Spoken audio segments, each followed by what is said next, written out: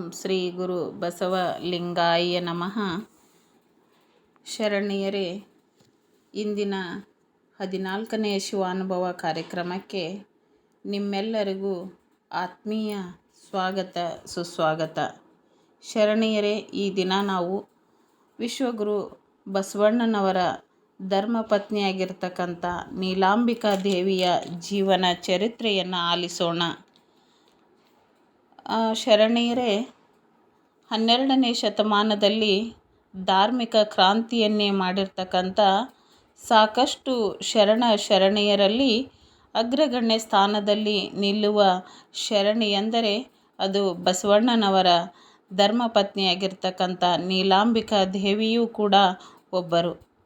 ಸಮಾಜದಲ್ಲಿ ಒಂದು ಶ್ರೇಷ್ಠವಾದ ಕೆಲಸ ಮಾಡಲು ಒಂದೇ ಕೈಯಿಂದ ಚಪ್ಪಾಳೆ ಆಗೋದಿಲ್ಲ, ಹಾಗೆ ಎರಡು ಕೈ ಸೇರಿದಾಗ ನಾದಭರಿತ ಚಪ್ಪಾಳೆ ಮೂಡುತ್ತದೆ ಅನ್ನೋದಕ್ಕೆ ಬಸವಣ್ಣನವರ ಪ್ರತಿಯೊಂದು ಕೆಲಸ ಕಾರ್ಯಗಳಲ್ಲಿ ಆಚಾರ ವಿಚಾರ ಧರ್ಮ ನಡೆ ನುಡಿ ಕಾಯಕ ನಿಷ್ಠೆಯಲ್ಲಿ ಹೆಜ್ಜೆಯಿಡುತ್ತಾ ಅವರಿಗೆ ಬೆಂಗಾವಲಾಗಿ ಅವರ ವಿಚಾರಧಾರೆಗಳಿಗೆ ಆತ್ಮೀಯ ಸಲಹೆಗಾರತಿಯಾಗಿ ವಿಶ್ವಾಸಭರಿತ ಒಂದು ಸ್ಫೂರ್ತಿಯಾಗಿ ಕೆಲಸ ಮಾಡಿದ ಧರ್ಮಪತ್ನಿ ಎಂದರೆ ಅದು ನೀಲಾಂಬಿಕೆ.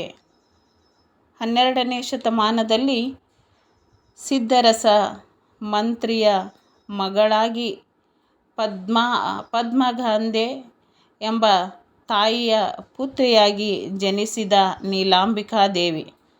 ನೀಲಾಂಬಿಕಾ ತಂದೆ ತಾಯಿ ಮರಣಕಾಲದಲ್ಲಿ ಬಿಜ್ಜಳ ರಾಜನ ಆಸ್ಥಾನದಲ್ಲಿ ಮಂತ್ರಿಯಾಗಿ ಸೇವೆ ಸಲ್ಲಿಸುತ್ತಿದ್ದರು. ಅವರ ಮರಣದ ಸಮಯದಲ್ಲಿ ಸಿದ್ಧರಸ ಬಿಜ್ಜಳ ರಾಜನನ್ನು ಕರೆದು, ನಮ್ಮ ಮರಣ ನಂತರ ನೀಲಾಂಬಿಕಾ ದೇವಿಯನ್ನು ನೋಡಿಕೊಳ್ಳುವ ಜವಾಬ್ದಾರಿ ನಿನ್ನದು, ಆಕಿ ನಿನ್ನ ತಂಗಿ ಎಂದು ಹೇಳಿದ್ದರು. ಅದರಂತೆ ಬಿಜ್ಜಳ ರಾಜನ ಸಾಕು ತಂಗಿಯಾದ ನೀಲಾಂಬಿಕಾ ದೇವಿ ಅರಮನೆ ಗರಡಿಯಲ್ಲಿ ಬೆಳೆಯುತ್ತಾ ಆಕಿ ಸಕಲ ವಿದ್ಯೆಯ ಪರಿಣಿತಳಾದಳು. ಸಂಗೀತ ಕಲೆ ಹಾಗೂ ಕತಿವರಸೆ ಸಾಹಿತ್ಯದಲ್ಲಿ ಪರಿಣಿತಳಾದಳು. ಆಕಿ ಹೀಗೆ ತನ್ನ ವಿದ್ಯೆಯನ್ನು ಕಲಿಯುವ ಸಂದರ್ಭದಲ್ಲಿ ವಯಸ್ಸಿಗೆ ಬಂದಾಗ ಒಂದು ಸಿದ್ಧರಸ ಮಂತ್ರಿಯ ಸ್ಥಾನ ಖಾಲಿ ಇದ್ದಾಗ ರಾಜ್ಯದಲ್ಲಿ ಬಸವಣ್ಣನವರು ಆ ಪದವಿಯಲ್ಲಿ ಕೆಲಸ ಮಾಡಲು ಬರ್ತಾರೆ. ಆ ಬಸವಣ್ಣನವರ ಕಾಯಕ ನಿಷ್ಠೆ, ಅವರ ಒಂದು ಮುಗ್ಧ ಸ್ವಭಾವ, ಅವರ ಒಂದು ನಡೆ ನುಡಿ ಆಚಾರ ಒಳ್ಳೆಯ ಗುಣಗಳಿಗೆ ಮನಸೋತ ನೀಲಾಂಬಿಕೆ ಅವರನ್ನು ಮದುವೆಯಾಗಲು ಇಚ್ಛಿಸುತ್ತಾಳೆ. ಆಗ ಬಿಜ್ಜಳ ರಾಜ ಅವರಿಬ್ಬರಿಗೂ ಮದುವೆ ಮಾಡಿಸುತ್ತಾನೆ. ನಂತರ ನೀಲಾಂಬಿಕೆ ಅತ್ಯಂತ ಒಂದು ಸಮಾಜದಲ್ಲಿ ಬಸವಣ್ಣನವರ ಅಗ್ರಸ್ಥಾನಕ್ಕೆ ಬರಲು ಪೂರಕ ಮತ್ತು ಪ್ರೇರಕಳಾಗಿ ಕೆಲಸ ಮಾಡುತ್ತಾಳೆ. ಆಧ್ಯಾತ್ಮಿಕ ಸಾಧನೆಗೆ ಸಂಸಾರ ಪೂರಕ ಮತ್ತು ಪ್ರೇರಕ ಎಂದು ತಿಳಿದು ನಂಬಿದವರು ನೀಲಾಂಬಿಕಾ ದೇವಿ. ಅಕ್ಕಮಹಾದೇವಿ 500 ವಚನಗಳನ್ನು ರಚನೆ ಮಾಡಿದರೆ ನೀಲಾಂಬಿಕಾ ದೇವಿ 288 ವಚನಗಳನ್ನು ಅವರು ಬೆಳಕಿಗೆ ಬಂದಿದ್ದವ ಅವರ ವಚನಗಳು.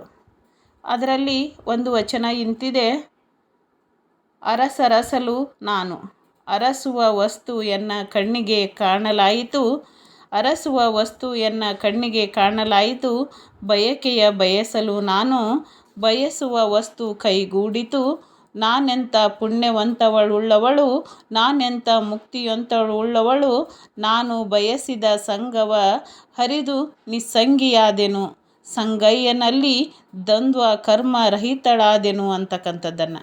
ಹೀಗೆ ಮತ್ತೆ ಇನ್ನೊಂದು ವಚನದಲ್ಲಿ ಹೇಳ್ತಾಳೆ ನೀಲಾಂಬಿಕಾ ದೇವಿ, ಅಲ್ಲಮ್ಮನ ವಂಶದವಳು ನಾನು, ಅಜಾತ ಶರಣರ ವಂಶದವಳು ನಾನು, ಅಪ್ರತಿಮ ಶರಣರ ವಂಶದವಳು ನಾನು, ಅಂಗ ಮಾನಂದಿಗಳ ವಂಶದವಳು ನಾನು, ನಾನು ಯಾವ ದೇಶದಲ್ಲಿದ್ದಡೇನು, ನಾನು ಆವ ಸ್ಥಾನದಲ್ಲಿದ್ದಡೇನು, ಸಂಗಯ್ಯನಲ್ಲಿ ಬಸವ ಸ್ವಯಲಿಂಗಿಯಾದವಳು ಅಂತ ಹೇಳಿ. ಹೀಗೆ ಆ ಒಂದು ನೀಲಾಂಬಿಕಾ ದೇವಿ ಬಸವಣ್ಣನನ್ನು ಅಕ್ಕಮಹಾದೇವಿ ಚೆನ್ನಮಲ್ಲಿಕಾರ್ಜುನನನ್ನು ವರಿಸಿದಂತೆ ನೀಲಾಂಬಿಕಾ ದೇವಿ ಬಸವಣ್ಣನನ್ನು ಪ್ರತಿ ನಡೆ ನುಡಿ, ಪ್ರತಿ ನಿಮಿಷ, ಪ್ರತಿ ಕ್ಷಣದ ಒಂದು ಕಾಯಕ ನಿಷ್ಠೆಯಲ್ಲಿ ಬಸವಣ್ಣನನ್ನು ಕೊಂಡಾಡಿದ್ದಾಳೆ. ಆಕೆ ಸ್ವಯಂ ಸಂಗೀತ ಕಲ್ತಿದ್ದರಿಂದ ಆಕೆ ತನ್ನ ಸಂಗೀತದ ಹಾಡಿನ ಮೂಲಕ ಬಸವಣ್ಣನ ಕಾಯಕ ನಿಷ್ಠೆಯನ್ನು ಗುಣಗಾನ ಮಾಡುವಲ್ಲಿ ಪ್ರಥಮ ಸ್ಥಾನದಲ್ಲಿರ್ತಾಳೆ. ಹಾಗೆ ತನ್ನ ಇಷ್ಟಲಿಂಗ ಪೂಜೆಯಿಂದ ಆಕೆ ದೂರದೃಷ್ಟಿ ಆದರ್ಶವ ಉಳ್ಳವಳಾಗಿ ಇರ್ತಾಳೆ. ಒಂದು ಮಹಾಮನೆಯಲ್ಲಿ ಮಹಾಮನೆಯಲ್ಲಿ ಆಕೆ ಲಕ್ಷಾಂತರ ಶರಣರ ಒಂದು ಗಣಗಳಿಗೆ ಸೇವೆಯನ್ನು ಮಾಡ್ತಿರ್ತಾಳೆ. ಆ ಸ್ಥಾನದಲ್ಲಿ ಕೂಡ ಆಕೆ ಪ್ರಥಮದಲ್ಲಿರ್ತಾಳೆ. ಆಕೆ ತನ್ನ ಎಲ್ಲ ಒಂದು ಸೇವೆಯನ್ನು ಬಸವಣ್ಣನ ಸೇವೆಗಾಗಿ ಮುಡುಪಾಗಿ ಇಟ್ಟಿರ್ತಾಳೆ.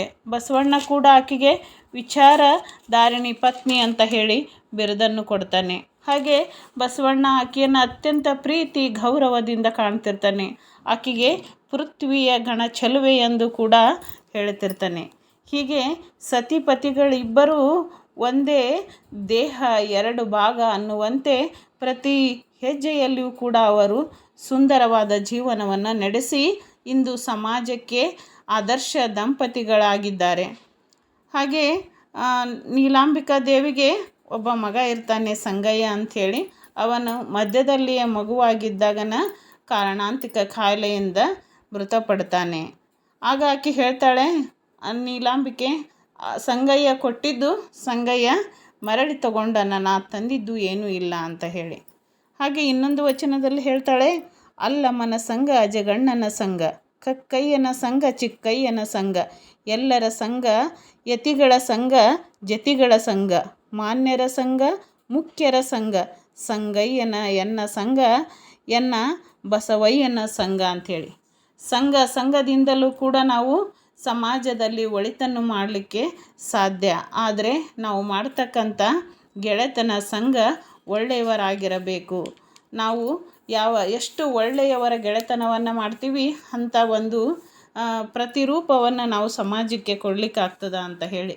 ಹೀಗೆ ನಾವು ನೀಲಾಂಬಿಕಾ ದೇವಿಯ ಒಂದು ಜೀವನ ಚರಿತ್ರೆಯನ್ನು ಆಲಿಸಲಿಕ್ಕೆ ಈ ಸಮಯ ಸಾಕಾಗಲಿಕ್ಕಿಲ್ಲ. ಆಕೆಯ ಸಾಕಷ್ಟು ವಚನಗಳು ಸಾಕಷ್ಟು ಕಾಯಕ ನಿಷ್ಠೆಯಿಂದ ಮೆರೆದಿದ್ದಾಳೆ. ಹೀಗೆ ನೀವು ಇಂಥ ವಿಚಾರಧಾರೆಗಳನ್ನು ತಿಳಿದುಕೊಂಡು ನಿಮ್ಮ ಸಂಸಾರ ಸಂಘದಲ್ಲಿಯೂ ಕೂಡ ಉತ್ತಮ ಚಿಲುಮೆಯ ಬೆಳಕನ್ನು ಚೆಲ್ಲಲಿ. ನೀವು ಕೂಡ ಒಳ್ಳೆಯ ಆದರ್ಶ ಕುಟುಂಬಕ್ಕೆ ಭಾಗಿನರಾಗಿ ಎಂದು ಹೇಳುತ್ತಾ ನಿಮ್ಮೆಲ್ಲರಿಗೂ ಶರಣಾರ್ಥಿ.